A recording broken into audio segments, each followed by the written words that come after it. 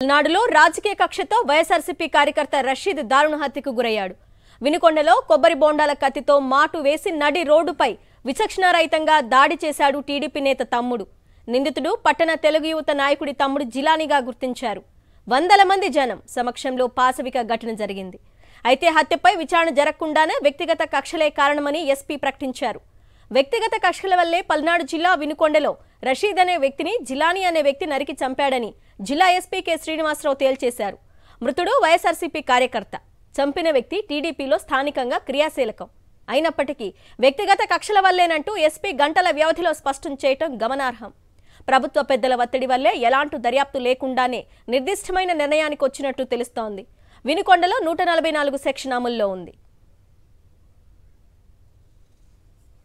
వినుకొండ మాజీ ఎమ్మెల్యే బొల్ల బ్రహ్మనాయుడు మాట్లాడుతున్నారు. లైవ్ లో చూద్దాం. ఈరోజు తెలుగుదేశం పార్టీ అరాచకాలు,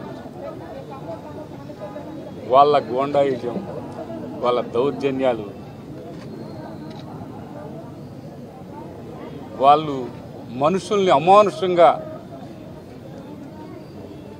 ఆ విధంగా నరకటం, ఆ నరకమని ప్రోత్సహించినటువంటి నాయకులకి కనీసం పాలన చేస్తున్నారే, ఆ పాలనలో ప్రజల్ని కనీసం మనుషుల్ని మనుషులుగా కూడా చూడకుండా ఆ విధమైనటువంటి రాక్షసత్వాన్ని ఏ విధంగా మీకు తెలియపరచాలి? మీరు ఏ విధంగా నరమేధం చేస్తున్నారు? ఎవరు దొరికితే వాళ్ళని మీ ఇష్టం వచ్చినట్టుగా ఇవాళ జిలానీ, ఆ జిలానీ అనే వ్యక్తి తెలుగుదేశం పార్టీలో వాళ్ళు మళ్ళా ఏం చెప్తారంటే ఆయన మీ పార్టీకి సంబంధించిన ఆయన చెప్తారు. ఇలాంటి ఘాతకం చేసి ఆ కుటుంబాన్ని అన్ని విధాల శోక సముద్రంలోకి తీసుకెళ్లినటువంటి మీరు, ఇక్కడ ప్రోత్సహిస్తున్నటువంటి తెలుగుదేశం పార్టీ నాయకులు,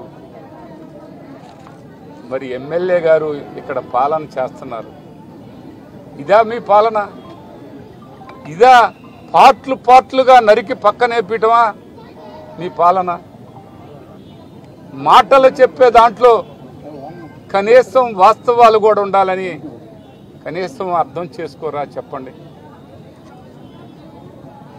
మరి ఈ రషీద్ అనే వ్యక్తి నా అమ్మటి తిరిగాడని, నాతో పార్టీలో ఉన్నాడని, మా పార్టీలో విద్యా భాగంలో పనిచేస్తున్నాడని, నాతో పాటు తిరిగాడని మీరు కావాలని